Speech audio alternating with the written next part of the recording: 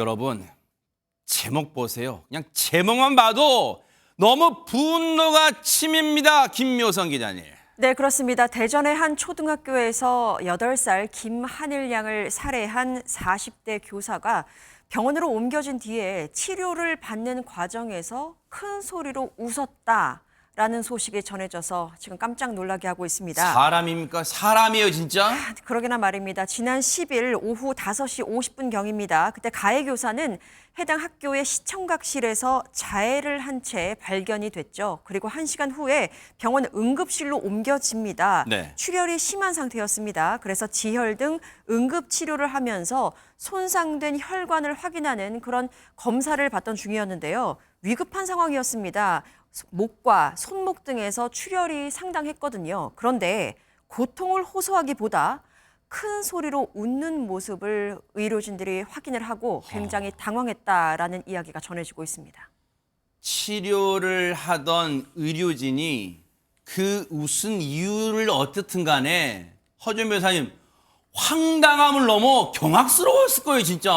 상당히 기괴한 장면이라는 생각이 듭니다. 일단 목에 흉기로 다쳐서 온 사람이 치료를 받는 중에 웃는다는 것도 사실 일반적인 경우에도 상정하기 어려운데 그렇죠. 이 사람은 지금 엄청나고 끔찍한 범행을 저지른 지 불과 1시간 만에 본인이 이렇게 다친 상태에서 병원에 옮겨져서 치료를 받는데 그냥 웃은 것도 아니고 크게 소리를 내서 웃었다는 거 아니에요. 그런데 의료진들이 처음에는 단순히 흉기에 찔린 환자로만 알고 있었고 이 사람에 대한 어떤 앞뒤 전후 사정에 대해서 몰랐다고 합니다. 그런데 뒤늦게 초등학교 1학년 학생을 살해한 뒤 자해를 하고 그래서 치료를 받으러 와서 웃었다는 사실을 알고 제가 의료진이었다라고 하면 정말 소름 끼친다는 느낌을 받지 않았을까 하는 생각이 들어요. 뒤늦게 알고 크게 당황했다라고 하는데 이후에 가해 교사 치료와 관련해서 내부적으로 병원 내부에서도 함구령을 내렸다고 하고 진료 기록도 담당 의사와 간호사만 볼 수 있도록 조치를 했다라고 합니다. 사람을 죽이고도 그것도 8살이었습니다. 인생의 꽃을 채 피워보지 못한 8살 아이를 무참히 살해하고도 웃음이 나왔다는 거 이게 사람입니까? 사람이에요 진짜? 사람이라고 볼 수 없죠. 이런 행동을 한 사람을 어떻게 사람이라고 인정할 수 있겠습니까? 도저히 납득이 안 되는 상황이고요. 네. 지금 현재 이 사람 치료받고 있는데 전문가들은 뭐라고 얘기하고 있냐면 이 사람이 지금 우울증 때문에 뭐 잠깐 쉬었다가 휴직했다 다시 학교에 돌아왔다 이런 일을 반복했다고 하잖아요. 네. 그런데 이번 사건과 우울증과 직접적인 연관이 없을 가능성이 더 높다 이렇게 분석을 하고 그래요? 있습니다. 네. 왜냐하면 네. 끔찍한 범행을 저지르고도 웃음을 웃었다고 하니 이는 반사회적 인격 장애가 아닌가 이렇게 지금 분석을 하고 있는 상황입니다. 몇 가지 사례를 말씀을 드려보면 네. 지금 순천 여고생 살인 사건 기억나시죠? 아, 네. 그때 살인을 저질렀던 범인 박대성 역시 네. 여고생을 살해한 이후에 웃으며 뛰어다녔다는 것이 알려진 사실입니다. 아 맞아요. 뿐만 아니라 네. 2023년 7월에 신림역 인근에서 흉기 난동을 했던 조선이라는 인간도 이와 유사한 태도를 아, 보였고요. 그래요? 그랬습니다. 그리고 서현역 인근에서 흉기 난동을 벌였던 최원종도 기억나시죠? 네. 최원종 역시 비슷한 증상을 나타냈다고 합니다. 전문가들은 이를 가리켜 살인 후 각성이라고 지적을 하고 있는데 전문가들의 표현을 들어보면 이렇습니다. 자신의 목적을 성공적으로 종료한 뒤에 흥분 상태가 유지되는 과정에서 잠재적 의식에 남아있는 만족감이 순간적으로 웃음으로 나타날 수 있다. 이렇게 말하는 분도 계시고 또 한 분은 이렇게 얘기했어요. 살인의 욕구가 올라간 상태에서 그것을 실행하고 그 만족감으로 자기도 모르게 미소라든가 아니면 흥분된 상태가 유지되는 것을 우리는 살인 후 각성이라고 부른다. 이렇게 분석하고 있습니다. 세상에 지금 설명을 들으면서도요. 시청자분들도 똑같은 심정이셨을 거예요.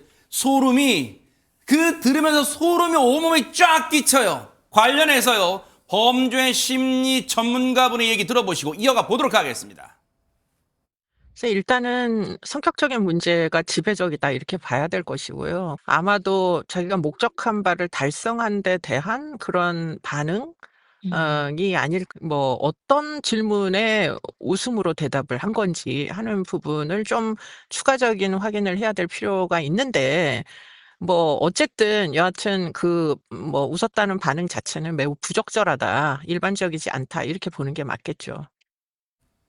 전문가들도 우울증 자체가 범죄 동기가 될 수 없다는데 지금 대부분 이 의견을 같이 하고 있어요. 그런데 이 범죄가요, 김묘성 기자님이 계획범죄 정황도 속속 드러나고 있다면서요. 네, 그렇습니다. 이 해당 교사는요, 범행 전 그리고 범행 당일에 수시로 검색을 한 것이 있습니다. 바로 범행 도구 그리고 과거의 살인 사건 기사 등을 검색했던 것으로 경찰 조사 결과 드러나고 있는데요. 세상에. 때문에 경찰은 범행 준비 과정 그리고 통화 내역 등을 확보를 하고 계획 범행에 무게를 두고 수사 중입니다. 그리고 병원 진료 기록이라든가 가족, 직장 동료, 친구 등을 통해서 범행 동기에 영향을 미칠 수 있던 것이 무엇인지 좀 광범위하게 열어두고 그렇게 규명을 할 계획입니다. 들을수록 경악스럽습니다. 관련해서도 얘기 들어보시고 이어가 보도록 하겠습니다.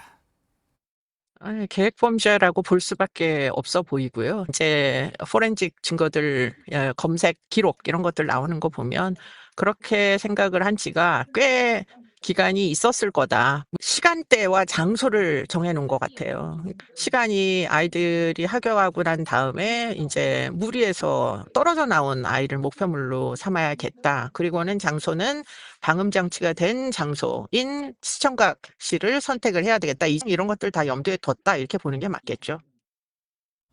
허준 변호사님, 계획 살인인지 아니면 우발적 살인인지 이 여부가 왜 중요한 겁니까? 처벌 수위가 완전히 달라질 수 있기 때문입니다. 아. 계획적인 범행은 대표적인 가중 양형 인자 중에 하나이거든요. 어허, 네.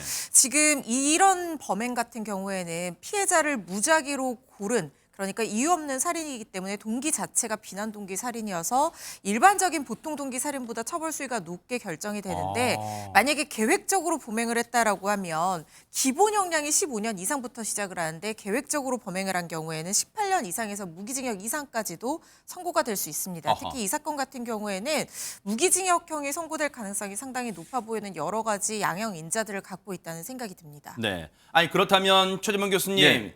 가해교사 그 사람 같지도 않은 그 가해교사에 대해서는 지금 수사가 어떻게 돼가고 있습니까? 잘 진척이 없습니다. 이 사람 지금 정맥 봉합 수술을 받고 중환자실에서 안정을 취하고 있는 중이거든요. 아. 지난주에 한번 수사기관이 진술을 받으려고 시도를 했었는데 대면 조사를 시도를 했었는데 갑자기 혈압이 높아지면서 중단을 했어요. 그래서 지금 중단된 상태고요. 현재는 산소 마스크를 낀 상태에서 대화가 힘든 것으로 알려지고 있어서 건강이 회복되는 대로 체포영장을 집행할 예정이라는 게 경찰의 발표 내용입니다.